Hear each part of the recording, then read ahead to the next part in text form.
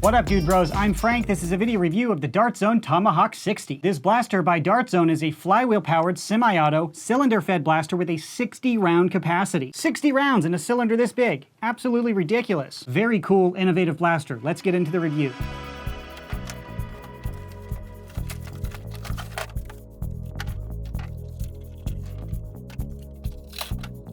Included is the blaster, detached drum, darts, and instructions. 6 AA batteries are required and are installed as shown.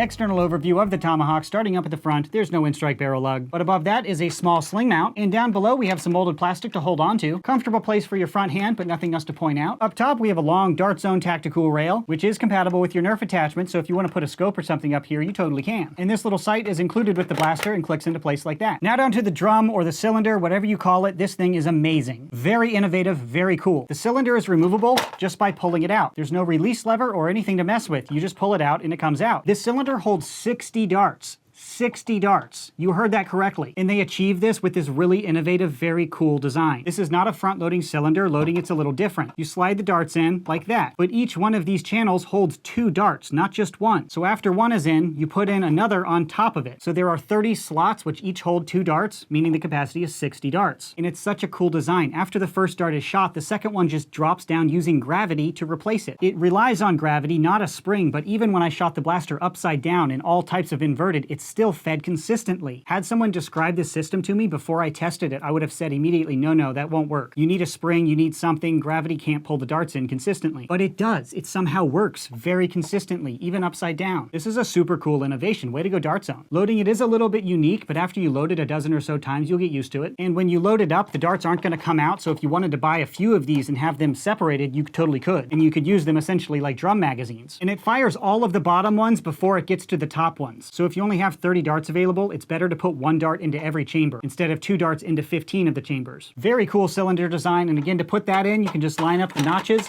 and push it in. Moving on, over here we have the battery tray. To get in there, you take out the single screw, remove the plate, and install your 6 AA batteries. 6 is more than Nerf's normal 4, but if you see the chrono velocities, that'll make more sense. Moving on to the main trigger, this is a mechanically operated semi-auto system, similar to a Strife. However, the trigger pull is also rotating the cylinder, and it's a pretty substantial cylinder. So every time you pull the trigger, there's a very noticeable thud. It kind of thrashes the whole system. There's just a lot of plastic moving and slamming into place. The rotation works pretty smoothly, but there is a noticeable thud and thrashing when you're firing. I find that thrashing to be pretty distracting, but if you want an aggressive, visceral feel, you might actually like it. And below the primary trigger is the rev trigger. Of course, you hold that for a moment before firing. It's nice to see Dart Zone switch to the single finger rev trigger instead of the longer 2-finger rev trigger like on the Spectrum. That's all subjective personal taste, but this feels better to my hands, and if you're used to Nerf blasters, this will feel more familiar. Now down to the grip. The girth and the circumference of this grip seem a little bit smaller than average. However, I have an oversized hand and I feel this is a very comfortable, smooth grip. It has rounded edges, it's overall ergonomic and pretty comfortable. And I think it'll be welcoming to small and large hands. And the grip also feels a little bit longer than average, so if you have super thick fingers, you won't be banging into this bottom bar. I think they went out of their way to make sure this grip would be comfortable for almost all human hands. And they did a good job. It's overall a pretty good grip. Moving on, up here we have what appears to be a sling mount, and back here we have an in-strike stock attachment point on a Dart Zone blaster. So if you want to get a Nerf stock and attach it to your Dart Zone blaster, you totally can. Thank you, Dart Zone. I think we've all been asking for this for years. It is much appreciated. I have a whole tote of stocks that I can't use with Dart Zone blasters. Now I totally can. And this blaster in particular really benefits from a stock that fits your body perfectly. Because the cylinder system really thrashes aggressively, it's nice to have that stability by tucking it tightly into your shoulder. So you can put on whatever Nerf stock fits your body and arm size so you can use this blaster more comfortably. That is an external overview of the Tomahawk 60. Now I'll show you it firing. Starting with the included red wafflehead darts.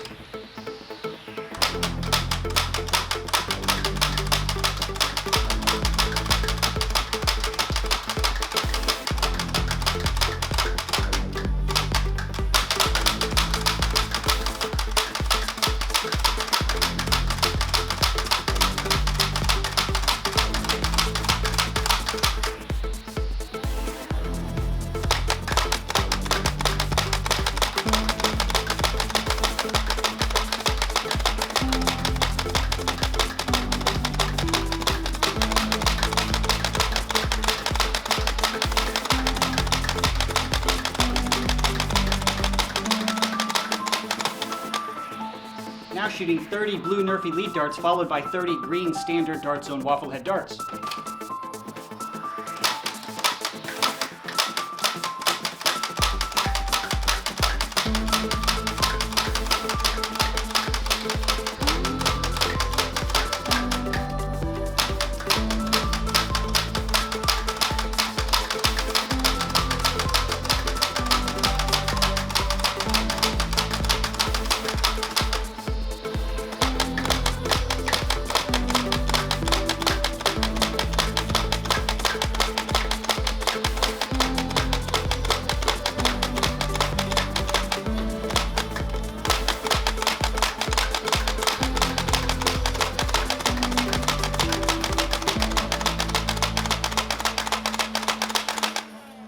Operating this blaster is tons of fun. It shoots really hard and it has a very high capacity. And I did not experience any jams and malfunctions, even with this rather substantial cylinder thrashing around. So very impressive performance, but as I mentioned, it does thrash around considerably. Every time you pull the trigger, the cylinder just smashes into the next spot, so it does move around a bit when you're firing. And the trigger pull is heavier than a Strife or normal magazine-fed semi-auto blasters. That's because you're not just injecting the dart, you're also rotating the cylinder. So by the end of your 60-round cylinder, your finger might be a little bit fatigued.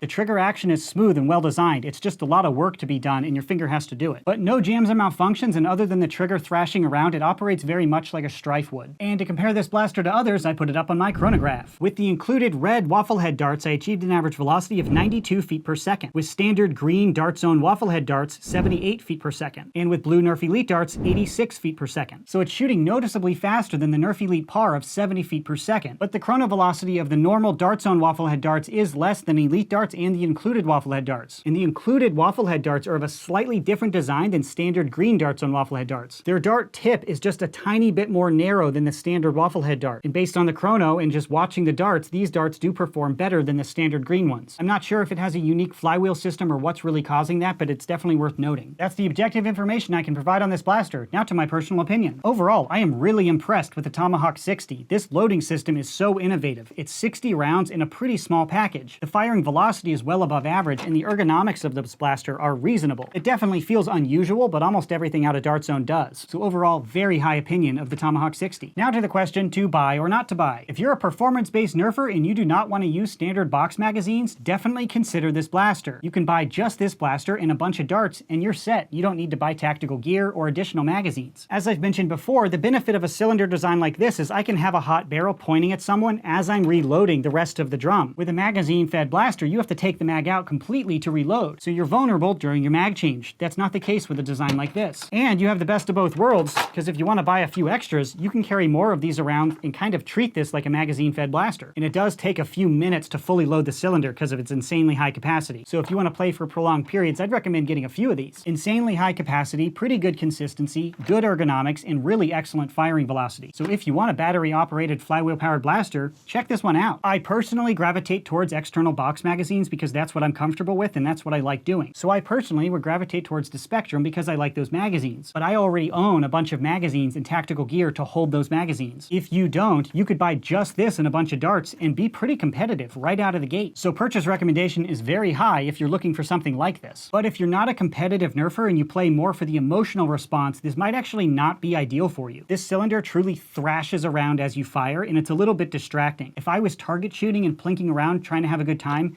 I wouldn't really care about the 60-round capacity, and I wouldn't really want to put up with this thrashing cylinder system. So if you're a target shooter or a plinker, this super high capacity might not be worth that vibration when you pull the trigger. I think a Spectrum or a different flywheel power blaster might be better for you. But hopefully I've laid out all the information you need to make an educated purchase decision on your own. If you'd like to buy one of these, I'll put a purchase link in the description box below. That concludes this video review. Thanks so much for watching, bros, and as always, stay tactical.